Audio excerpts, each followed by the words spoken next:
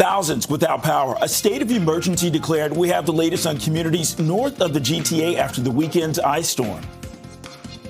He broke the rules. The latest in the Greenbelt controversy from the Integrity Commissioner about the lobbyist who used to work for Premier Ford. And a little relief for your wallet. Gas prices expected to drop overnight as the consumer carbon tax ends tomorrow. And federal leaders continue to hit the campaign trail coast to coast as we are less than 1 month away from Election Day. This is Live at 5.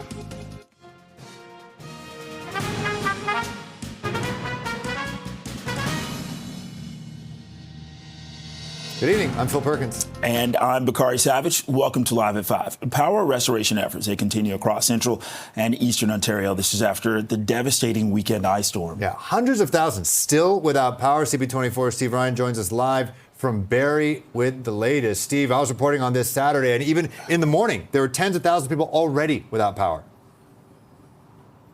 Yeah, Phil, we were up in Orillia throughout the good part of the today, and I was absolutely shocked at the amount of damage that was caused going all the way up on Highway 11 on both sides of the highway through Oro, Medonte, and into Orillia itself. Trees were down all over the place. There's hydro wires that were down. Roads were flooded. It was a very hectic and dangerous spot to be in, and this is why the state of emergency was put into effect yesterday as a result of these terrible conditions. Now, the police were out up in Orillia in full force today. Hydro One was all around the area as well. The bucket men were up and out and about, and the technicians are up as well, pointing out all the locations where the hydro wires had fallen down, because it really was a dangerous spot. And many of the people that we spoke with throughout the day today had said that they had been without heat since Saturday and were having a difficult time staying warm. We did speak with one of the residents earlier on as well. Here is some of what she told me, and we heard from the mayor of Barrie as well. Here's more from both of them. Oh, it's cold. It's only 12 degrees in my house. But my sump pump hasn't overflowed. I'm lucky about that. And I figured out a way to make coffee. Put the candle in the bottom of the oven, take the bottom rack out, put a pot with a lid and water in it. It won't be hot coffee, but it'll do. Most of the city of Barrie is now back online, which is good news. We've had a few incidents because the power's come back online, and so we'll remind folks at this point to make sure you take those teapots or anything that you left on the stove when the power went off. Please make sure you take it off, because the power is going to come back on, and we've had a couple of incidents related to that already. 48 hours with no power for many folks, and certainly devastation when it comes to our trees around the city, the roads, and the parks. All but approximately 1,500 people have their power restored in Barrie, and Hydro One says that they are working diligently to get the power back on in Orillia, and they're hoping to have that all restored by 11 o'clock tonight.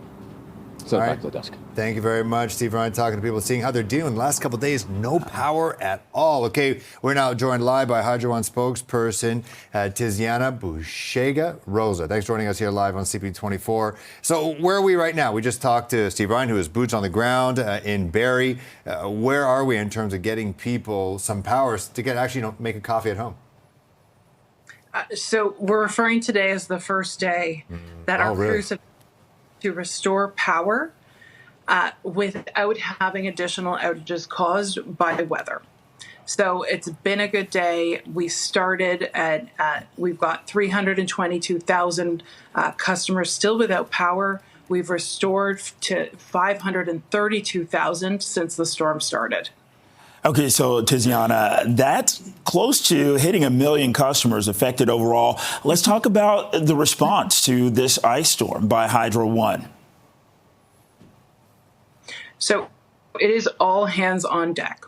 We had 3 weather systems come through on the weekend. There was the first round of ice, freezing rain, that came through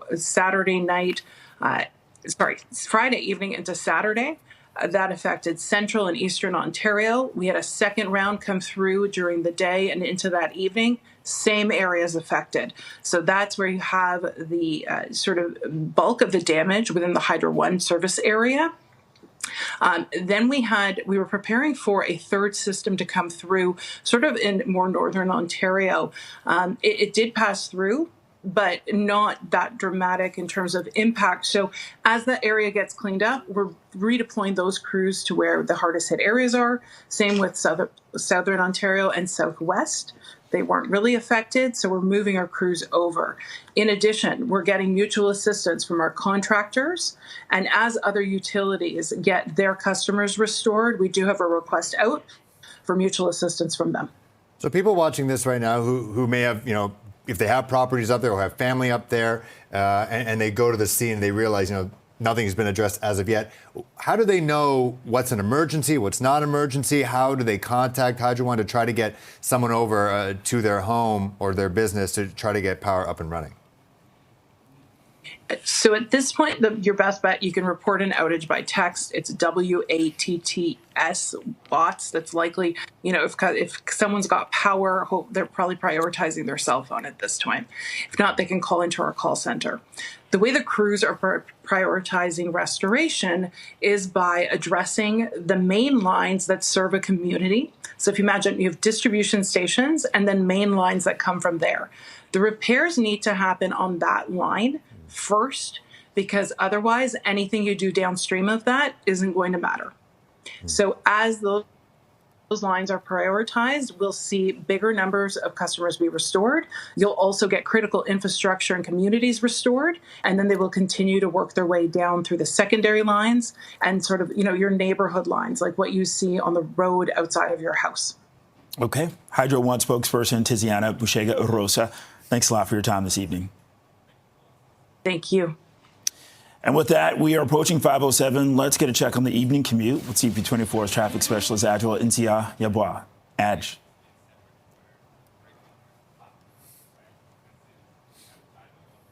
Okay, so it looks like we're going to have to check back in with Adjoa regarding the traffic update. Right now, it's 5:07. This is Live at 5. Coming up, the province's Integrity Commissioner concluded that a lobbyist who used to work for Doug Ford broke some rules when it came to the Greenbelt. We'll explain that just ahead.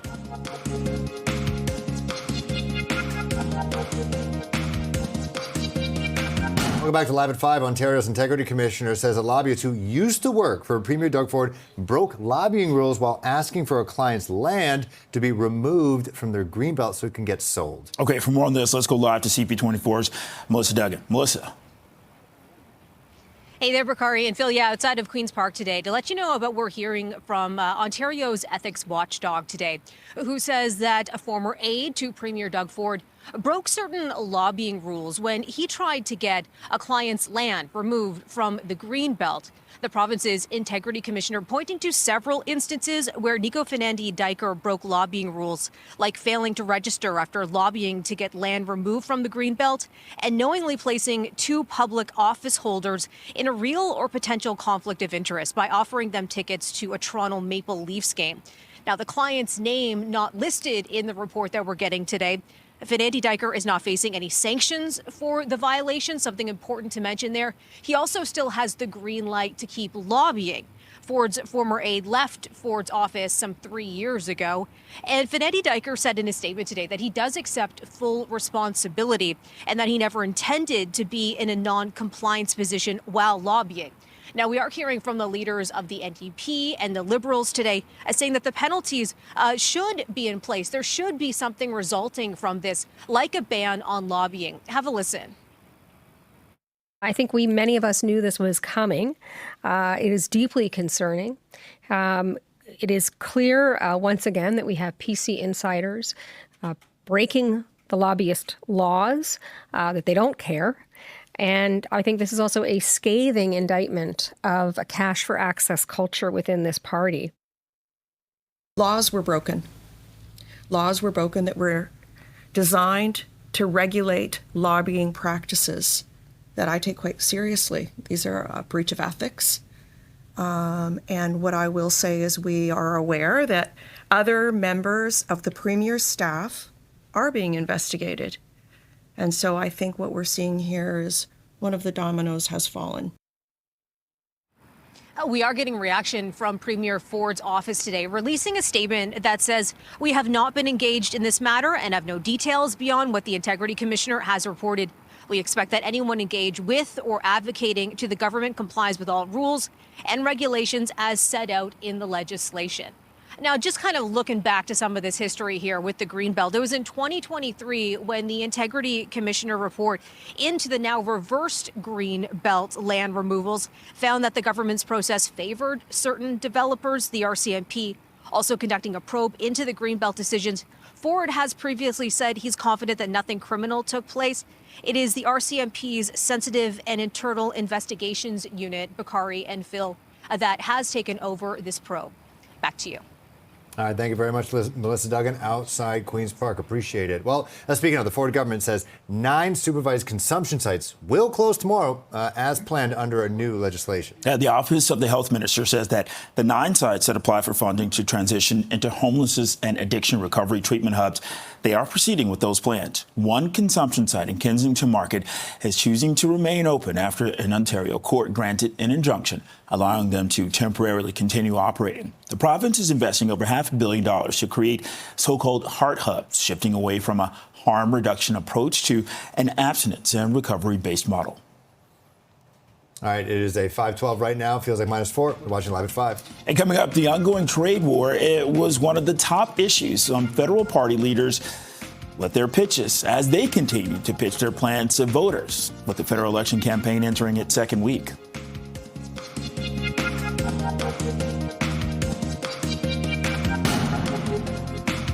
Well, the second week of the federal election campaign is now underway. Just like the first week, Trump and tariffs are top of mind. Yeah, sure are. Conservative leader Pierre Poilievre made a campaign announcement in St. John, New Brunswick, where he promised to create a Canada First National Energy Corridor. He says it'll fast-track approvals for transmission lines, railways, pipelines, and other critical infrastructure across the country in a pre-approved transport corridor entirely within Canada that will transport our resources to the world while bypassing the United States. Poilievre says First Nations communities will be involved, ensuring their approval and that they see the economic benefits.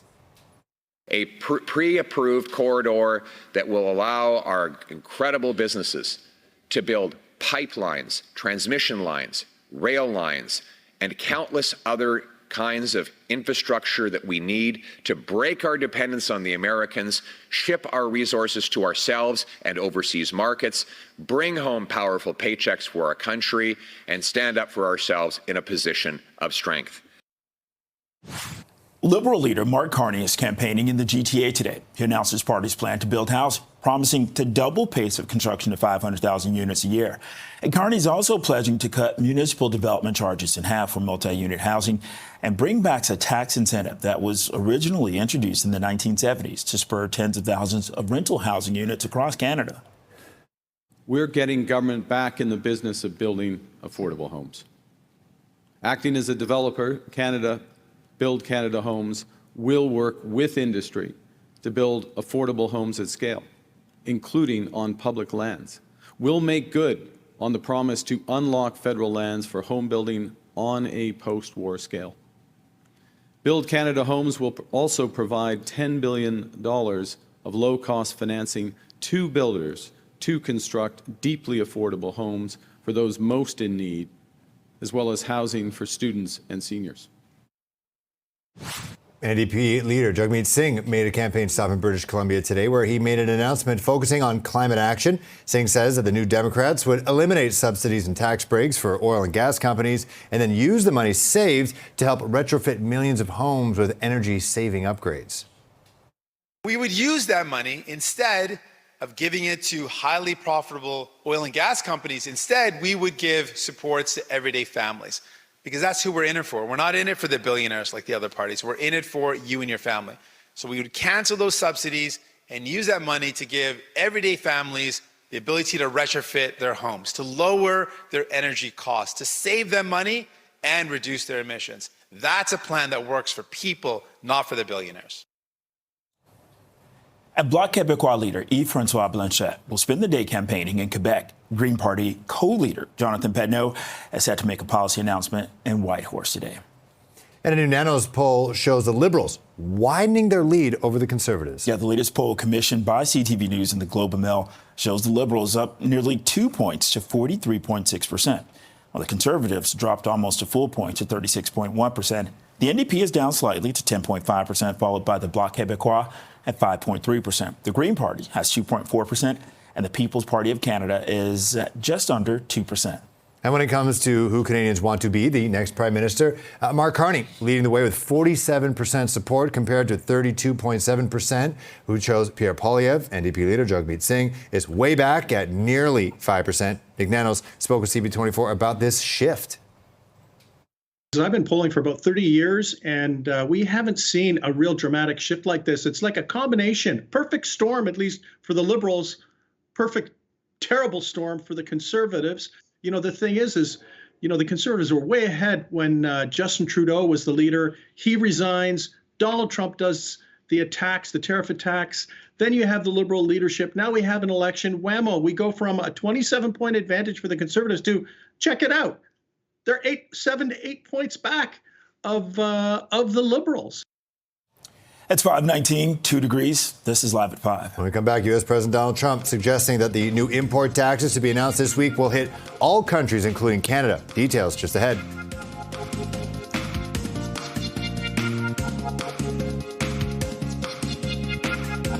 Welcome back to Live at 5, just 2 days before new tariffs threatened by U.S. President Donald Trump, and details remain sketchy, to say the least, about just what will happen. Well, Trump has dubbed April 2nd Liberation Day and has promised to unveil a massive tariff plan that includes a 25% tariff on vehicles and vehicle parts coming into the U.S.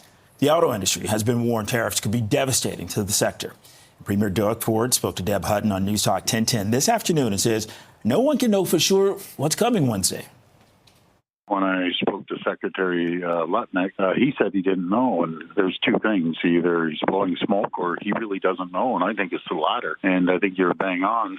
Sometimes President Trump doesn't know either. So let's fasten our seatbelt. Let's get ready. As he calls it Liberation Day, I call it Termination Day for quite a few Americans. If this goes through, it's going to hurt America, just like it's going to hurt Canadians as well. And this is the wrong path he's going down. White House Press Secretary Caroline Leavitt says that the countries being hit with tariffs, including Canada, have been ripping off the U.S. You have nearly a 300% tariff from Canada on American butter and American cheese. This makes it virtually impossible for American products to be imported into these markets. And it has put a lot of Americans out of business and out of work over the past several decades. So it's time for reciprocity. And it's time for a president to take historic change to do what's right for the American people. And that's going to take place on Wednesday. Okay, the CEO of TMX Group joined CP24 this afternoon to discuss tariffs and how they're impacting the stock market and investors. There's really two parts to the Toronto Stock Exchange. If you think about it, it's the trading activity, but it's really about where companies come to raise money. And that's the part that's really concerning. Between our two marketplaces, the Venture Exchange and the Toronto Stock Exchange, we have about 2,500 companies that list here, over 1,000 exchange-traded funds. And this kind of market is very hard for a company to raise money. And this is where they come to raise money, to build new factories, to hire more people. So when you've got this lack of confidence in the market, that's the real challenge. And the interesting thing enough, that's not just a Canada challenge. That's happening in the U.S. as well. So despite this rhetoric, the U.S. isn't financing new companies either. Well, moving on now, the leader of the far-right party in France has been convicted of embezzlement and banned from seeking public office for 5 years, which includes the upcoming presidential election in 2027. Marine Le Pen was found guilty of having used money intended for EU aids to pay party staff and violating EU regulations. Well, today's ruling leaves her political future in doubt. She finished second to current French President Emmanuel Macron in the country's previous two elections. And her lawyers say that she will appeal the conviction. All right, a New Mexico court is weighing whether to block the disclosure of records from an investigation into the deaths of Gene Hackman and his wife. A representative of the couple's estate requested photos, video, and documents be sealed to protect the family's constitutional right to privacy. The remains of Hackman and Betsy Arakawa were found in their Santa Fe home last month. Authorities confirmed the 95-year-old actor died of heart disease with complications from Alzheimer's disease about a week after his wife's death. Okay, moving on now. An orbital rocket crashed just seconds after takeoff from a Norwegian spaceport on Sunday. The Spectrum rocket was manufactured by a German aerospace startup. It marked the first time a rocket capable of reaching orbit was launched from continental Europe, excluding Russia. The rocket was airborne for roughly 30 seconds before falling into the Norwegian Sea. That's where it exploded. The tech startup says it met its set goals and that the brief flight allowed them to gather what it calls a substantial amount of flight information for future missions. Yeah, it's not called failure, it's feedback. That's what I've been told from astronauts. Well, a pair of NASA astronauts who had an unexpectedly long stay on the International Space Station spoke with reporters today. Yeah, Sonny Williams and Butch Wilmore returned to Earth 2 weeks ago after spending 9 months in space. Williams and Wilmore traveled to the ISS in June on Boeing's Starliner craft for what was supposed to be an 8-day mission. However, problems with Starliner's propulsion system led them to logging 286 days in space. They returned home earlier this month aboard a SpaceX capsule. There were some issues, of course, that happened with Starliner. There were some issues, of course, that happened that prevented us from returning on Starliner. And I'll start with me. There were questions that I, as the commander of the spacecraft, that I should have asked, and I did not. At the time, I didn't know I needed to. And maybe you could call that hindsight. But I'll start and point the finger and I'll blame me. I could have asked some questions, and the answers to those questions could have turned the tide. Heard some stuff from our friends and family that people were interested and wondering what's going on and concerned about our health and all that kind of stuff while we were up there. But I mean, we were just part of the team doing the job, filling in wherever we could. And then knowing that there's rotational flights and we will be coming home eventually on a rotational flight. So no, I don't think we were aware to the degree. Pretty honored and humbled by the fact of when we came home, like, wow, there are a lot of people who are interested. Well, to put the astronauts' extended stay into context, the average ISS mission length is only 6 months. Right now it's 5:27, 2 degrees. This is Live at 5. When we come back, state of emergency is now affecting communities hard hit by the ice storm over the weekend. We're following the latest developments as crews continue to work on restoring power to thousands of residents.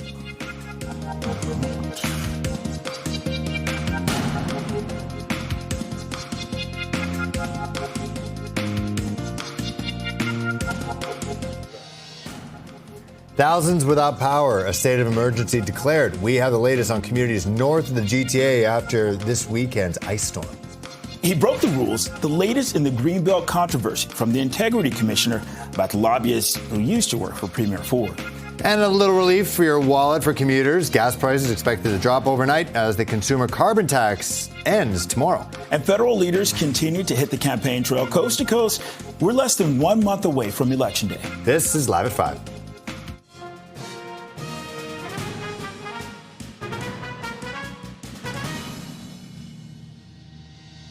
Good evening. I'm Bakari Savage. I'm Phil Perkins. You're watching Live at 5. Power restoration efforts continue across central and eastern Ontario after the devastating weekend ice storm. Yeah, cleanups also underway in Barrie and other places to get rid of all of the trees and branches that broke after hours of freezing rain. Hydro One says more than 300,000 customers are still without power.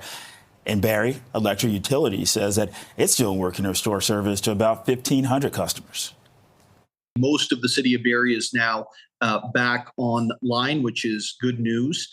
We've had a few incidents because the power's come back online, and so we'll remind folks at this point to make sure you take those teapots or anything that you left on the stove when the power went off. Please make sure you take it off because the power is going to come back on, and we've had a couple of incidents related to that already. 48 hours with no power for many folks, and certainly devastation when it comes to our trees around the city, the roads, and the parks. And Orillia has been dealing with power outages and flooding following the storm. Orillia and the Cottage Country District of Muskoka have all declared states of emergency. Oh, it's cold. It's only 12 degrees in my house. But my sump pump hasn't overflowed. I'm lucky about that. And I figured out a way to make coffee. Put the candle in the bottom of the oven, take the bottom rack out, put a pot with a lid and water in it. It won't be hot coffee, but it'll do. Well, also, a special weather statement has been issued for much of the province because of the significant rainfall expected this week. Environment Canada says rain, which will be heavy at times, is expected to begin in the Golden Horseshoe Wednesday afternoon and continue through early Thursday morning. 30 to 50 millimeters of rain is expected, and locally, higher amounts are possible as well as thunderstorms. Okay, right now we're joined live by Orillia Mayor Don McIsaac. Mayor, thank you very much for taking time to speak with us. First off, how are people faring? What have you heard? Well, we're doing well, and thank you for your interest, and great to be with you and your thousands of viewers. People are struggling, though. Probably 75% of the city's without power, so that's significant, and they've been out with power a couple of days. There's more freezing rain coming, and it's going to be -5 tonight, so it's a difficult time. And we just talked about leading up to this, that we could be getting a lot of rain as well midweek. While that could mean the ice could be melting, what does that mean for the recovery efforts of the trees and also getting people power back? Well, it hampers them. I mean, more freezing rain will cause more problems. I mean, we're still in a real and very active emergency now because trees and power lines are still falling. So this will just add to the problem. Hey, Mayor, have you identified what additional help is needed to help deal with all of this? Yes, we have. And fortunately, the province has been absolutely fantastic. The Premier called this morning to check on us, and he said, whatever you need, let me know, and I'll get it. We've had Jill Dunlop, who's the emergency minister. This is her riding, so she was one of the first ones on the phone. Minister Flack has called as well. The county's been helpful. The OPP, everyone to a fault has volunteered to help and stepped up. It's been really gratifying. And what about people who are vulnerable, senior citizens, people who might be, physically unable to get out and try to get help? Is there anything the city or other authorities and higher levels of government doing to make sure that they're all safe during this outage? Yes, we're checking on our seniors to make sure they're safe, to make sure they have what they need, to make sure they have hot meals. We have the rec centers open, and people can go there and charge the phone, get a hot meal. People who need a warm place to stay overnight are welcome to stay as well. We had, I think, 50 last night, and we'll likely have more tonight. And for people who have relatives or loved ones in Orillia and around that area, what do you want to say to them about, getting in touch with those individuals? Well, keep the Orillia.ca website has all sorts of information on it that's helpful. If they're concerned about a loved one and can't get a hold of them, just contact us. We'll send someone out. The OPP have been helpful. Our bylaw enforcement people have been going out. So the fire people. So they've all been pitching in to help out to make sure everyone's safe. And this winter has been pretty tumultuous for the Orillia area. We were there when you received, out of nowhere, just 60 centimeters of snow, I think at least. How is the community dealing with this constant onslaught this winter in particular? Because last winter basically was canceled. This winter has been really bad. How are your resources financially? How's everyone doing after this season? Well, we don't worry about the financial part. We want to keep people safe. If there's a cost to it, there's a cost to it. Orillians are a resilient bunch, and they join hands together when they needed. We had over 16 feet of snow, and just when you think, gosh, that's enough snow, we get the worst freezing rainstorm we've had in anyone's lifetime that anyone can recall. And then we find out today there's more freezing rain coming. So it's just one whack after another. But we're going to get through this. We're going to survive, and we're going to all be well. Hey, Mayor, what's the last thing you want to say to people? Well, appreciate all the support. There have been a tremendous outpouring of support from all the agencies. Certainly, people have volunteered. They've stepped up and done stuff, and it's gratifying to see. And we'll get through this, and we just appreciate everyone. If they just say a quick prayer for us, it'd be great. As the Mayor of Orillia, Don McIsaac, thanks so much for joining us here live at 5. Okay, thank you for your interest. Okay, it's 5:36. Let's get a check on the evening commute with CP24's traffic specialist, Adjua Intia Yabwa. Hey, Adj. Hey, Bakari and Phil. Happy birthday, Phil. If you're making your way out where you're running into a couple of problems that are impacting the drive, we'll start with issues that have been lingering for the last little bit. So on the southbound lanes of the 404 on the approach to Shepherd, the truck is just being cleared away. So this is a sign that lanes are going to start to reopen at this point. 2 right lanes are still blocked as MTO picks up the pylons. In the meantime, as you head southbound, it is creating quite the slowdown from well before Steeles. As you head through the area, again, Victoria Park, you can use Don Mills or Woodbine. Good alternatives to see you through. DVP northbound, no issues. Heaviest from Don Mills up to the 401. We are dealing with problems. This is the on-ramp from Salem north and southbound that takes you on to the eastbound 401. It has been blocked for a long-standing collision involving a GO bus. And if your travels take you towards the Gardner, no issues. Slow going as you exit the downtown core. Pretty typical for this time of day. I'll send it back to you both. Thank you, Ash, for all that. It's 5:37. Feels like -4. You're watching Live at 5 on my birthday. Well, coming up, the province's integrity commissioner concluded that a lobbyist who used to work for Doug Ford broke some rules when it came to the Greenbelt. We're going to explain just ahead.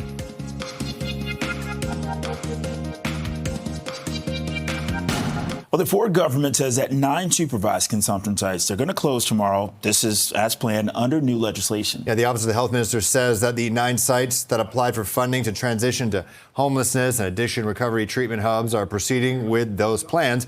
One consumption site, Kensington Market, is choosing to stay open after an Ontario court granted an injunction allowing them to temporarily continue operating. The province is spending over $500 million to create so-called heart hubs, shifting away from the harm reduction approach to an abstinence and recovery-based model. Well, Ontario's integrity commissioner says that a lobbyist who used to work for Premier Doug Ford broke lobbying rules while asking for a client's land to be removed from the Greenbelt. And for more on this, let's go live to CP24's Melissa Duggan outside Queen's Park. Melissa. Hey, Phil and Bakari. Yeah, so new today from Ontario's ethics watchdog saying that a former aide to Premier Doug Ford broke certain lobbying rules when he tried to get a client's land removed from the Greenbelt. This coming in a report from Ontario's integrity commissioner today, pointing to several instances where Nico Finandi-Diker broke lobbying rules, including failing to register after lobbying to get land removed from the Greenbelt and knowingly placing 2 public office holders in a real or potential conflict of interest by offering them tickets to a Toronto Maple Leafs game. The client's name not released in this report today. Finandi-Diker is not facing any sanctions for the violations. He has the green light to continue lobbying as well. We did get reaction today from Premier Doug Ford's office. In a statement, they're saying in part, we have not been engaged in this matter and have no details beyond what the integrity commissioner has reported. We expect that anyone engaging with or advocating to the government complies with all rules and regulations as set out in legislation. Joining us now live for reaction is Ontario Liberal Party leader Bonnie Crombie. Bonnie, thanks so much for being with us tonight. Thanks for having me on tonight. Appreciate it. I wonder if you're satisfied by the findings in this ethics watchdog report. No, I'm not actually satisfied. So let's look at the facts. This is the same firm that secured MZOs, and they lobbied to have land removed from the Greenbelt. This is the first person that we know was employed in the Premier's office and who has a direct link to the Premier, and it has been acknowledged, has met with the Premier on this issue, who broke the law. So this is a regulation that the Integrity Commissioner has in place, which regulates lobbying activity. So they know the rules. They must play by the rules. The rules are the rules. So I'd like to say that I think this is the first domino to fall in this Greenbelt investigation. We know that not only the Integrity Commissioner, but that the RCMP is looking at other staff members from the Premier's office. So what that shows you is that there is a very direct link to Premier Ford in the decisions made to withdraw land from the Greenbelt.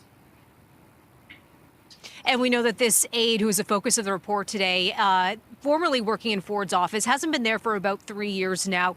Also in the findings we're getting today, no penalty in place for these violations. Should that be reversed? Well, of course, and we know that there has to be at least 1 year absence from your place of employment from the Premier's office to continue to begin lobbying activity. Those are the rules, and we know that those are the rules, and they do as well, and they need to play by them. So this is, again, the first staffer being investigated. We think there will be other links to the Premier's office, and of course there should be consequences. There must always be penalties for breaking the rules, and they have now broken the law. So, of course, what we need is more transparency and we need accountability, but we need there to be penalties in place, whether there will be financial sanctions or a ban for a period of years on lobbying activity. But there has to be some sort of penalty sanction in place for those who break rules. I mean, that's only fair. And we need to also know whether the Premier was the individual that Nico Finandi-Diker was meeting with. I would like to see that confirmed by the Premier's office as well, because there's certainly a suggestion that there was. Liberal Leader Bonnie Crosby, thanks so much for joining us for your reaction tonight. Appreciate it. Thanks for having me. This is the first domino to fall. There may be others. Yeah, and we do know that the RCMP investigation is still underway into the Greenbelt scandal. And as for Fernandy Diker, I want to mention here Phil Bakari. He said in a statement today that he does accept full responsibility and that he never intended to be in non-compliance while lobbying. Going to throw it back to you. Okay, live from Queen's Park, CP24's Melissa Duggan. Melissa, thank you. It's 5:44, 2 degrees. This is Live at 5. Coming up, federal party leaders continue to pitch their plans to Canadians as the federal election campaign enters its second week.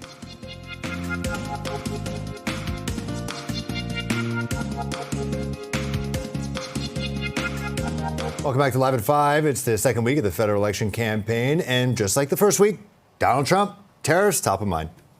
And along with that, Conservative leader Pierre Poilievre made a campaign announcement in St. John, New Brunswick. This is where he promised to create a Canada First national energy corridor. And Liberal leader Mark Carney campaigning in the GTA today. He announced his party's plan to build housing, promising to double the pace of construction to 500,000 units a year. An NDP leader, Jagmeet Singh, made a campaign stop in British Columbia today. This is where he made an announcement focused on climate action. And Bloc Québécois leader Yves-François Blanchet is spending the day campaigning in Quebec. And Green Party co-leaders Jonathan Pedneau was set to make a policy announcement in Whitehorse today. Well, with advanced voting set for Easter weekend and Election Day 4 weeks away, Elections Canada is hiring. They're looking to fill more than 200,000 temporary roles. And for more on this, we're joined live by Dougal Mosley, Regional Media Advisor with Elections Canada. Thanks for joining us here live on CP24. The numbers are changing like crazy, kind of like the last stretch of a horse race. What is behind all this? Is this just simply that new leader bump that Mark Carney is feeling right now?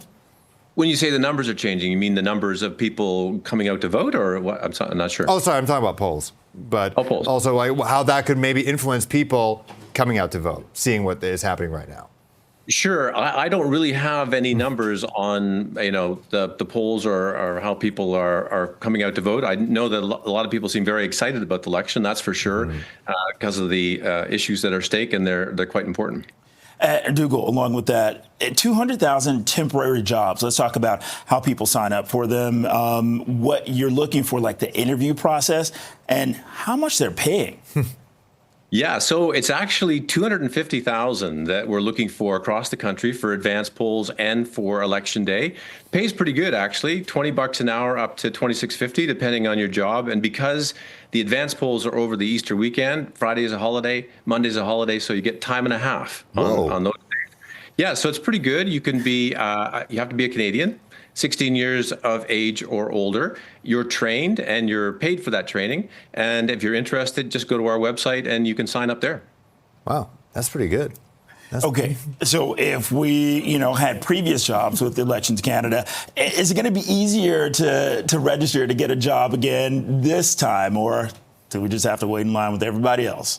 I think you just have to wait in line, but quite frankly, there's so many jobs going. I think that usually the situation is we're looking for people, we're keen on people. So I think that you put your name down, the likelihood is you're going to be getting a job of one sort or another. And because it's a holiday weekend, for high school students, it's a great opportunity to pull in some cash and to do something that's really kind of interesting. Okay, what do some of the roles look like? Well, look, they everything from being a greeter at the door to actually checking people's names off as they come in. There's a whole range of things that you can do. A little bit depends on, your experience. The bigger jobs that have more responsibility to them might go to some people, and the greeter job, which is requires a little less experience to others. But there's a real range there, and as I say, you get trained, so you're going to get plenty of experience and be ready for it. And what's the timeline? When do people need to apply for these? You can apply right now on the website. It's probably a good idea to do that. You may not hear back right away, but I know Elections Canada is looking now. As I say, they're always looking for workers. 250,000 is a big number to hit. So, if you're interested, I would encourage you to go to the Elections Canada website now, put your name down, be patient. They will get back to you and let you know, and it may be a little while before that happens.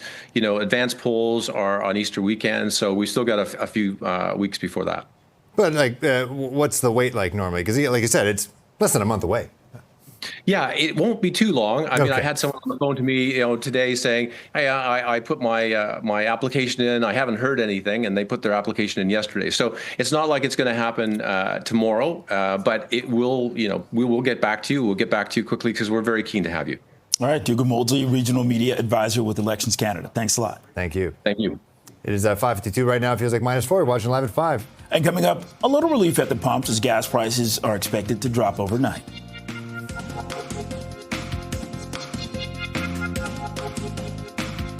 Gas prices are set to drop overnight as Ottawa is lifting the consumer carbon tax from fuel prices tomorrow. Yeah, for more on this, we're joined live by Canadians for Affordable Energy President Dan McTeague. Thanks for joining us here live on CP24. How big of a deal is this for people who rely on their cars to get to and from work? Phil Bakari, I just passed 2 gas stations here in Burlington, and both are empty. You could actually fire a cannon, and no one wants to go there. Everyone knows that tomorrow this time, gas prices will be down 19.9 cents a liter. Not 18, not 17, but 19.9. That's because the total amount is 17.61 plus HST. So that's where the prices are heading. And so I think a lot of people prefer to pay $1.35, $1.36 rather than $1.56 or even $1.58. Hey, Dan, I messed up. I could not wait until midnight to get gas. I only had 50 kilometers left, so I had to get some gas. So are the prices going to start to drop at midnight, for those people pulling the same thing that I was? Well, look, I don't want to be sitting at a gas station at 11:59, but as of midnight tonight, gas stations are no longer required to collect the the carbon tax, and therefore they are not required to charge the carbon tax. If you see gas stations not reflecting that, then the simple answer is just don't patronize them. But the other gas stations will certainly follow that to a T because there's no advantage for them to keep prices higher. And we often see the situation where around this time, gas stations tend to shed what's called their retail margin. And so 56 now becomes $1.48, $1.47. So it is theoretical that in 24 hours from now, you could see gas prices as low as $1.28. So that we haven't seen in almost 2 years. That's wild. And so with that, looking at the future as we, I don't know, maybe I'm going over my skis here. We transition to summer gas. Are we going to see gas get even cheaper than what we're going to be dealing with tomorrow? More expensive. What happens is, yeah, it's up 6.3 cents right now in the markets. So, and you can see that it's about the second week of April. So in 2 weeks, we will see that increase. Net 7 cents a liter at this point. And by the way, we're going to see a 2 cent increase for what it's worth come Wednesday because markets have had a bit of a rally today on gasoline and oil especially. So, this is going to be a very up and down sort of turbulent situation. I always recommend to people come to affordableenergy.ca. The gas price predictions are there as well as the sister site, which is Gas Wizard. So a bit of a plug for myself, but it's there. It's just it costs anybody anything, and it saves you a bit of money. And Bakari might want to look at it before he goes and gasses up. Tell me about it. You can get an intern to wait at the gas station until midnight or something. That'd be good. Hey, Dan, how can we help to plan for those road trips coming up this summer? Well, we look at what's likely to happen in the summer. We know there's a lot of circumstances around whether OPEC will be producing more oil, whether Trump will have more sanctions against the Russias, the Venezuelas, the Irans of this world. All in all, we tend to see prices go up, usually around the May 2-4 weekend. And that's because of higher demand, of course, the switch over from winter to summer gasoline. And of course, we often see that prices might be also affected as we get a little closer to July and August with what happens in the U.S. Gulf Coast with hurricanes and whatnot. So anything can happen. It's been pretty quiet the past few years. By the way, put things in perspective. This time last year, we were paying $1.59.9 on the nose here in the GTA. So $1.36 tomorrow, maybe even $1.50 in the mid part of summer may not be such a bad thing. All right, Canadians for Affordable Energy President Dan McTeague, thanks a lot. And right now it is 5:58, 2 degrees. This is Toronto's breaking news, CP24. Before we go, we have to say happy birthday to my man, Phil Perkins. Happy birthday, Phil. Touching 40. And I believe, hey, look at that. Look, you see your name's right there. And I believe maybe some people from the newsroom are going to hop on the newsroom camera. No, maybe hop on news. Maybe no, not. Maybe not. Jonathan, anybody? We're going to hop on the newsroom camera. No, you're not doing that. People are not following instructions. Anyway, thank you for watching. CTV News at 6 is next. They have a full report on my birthday on CTV News at 6. That's what I heard.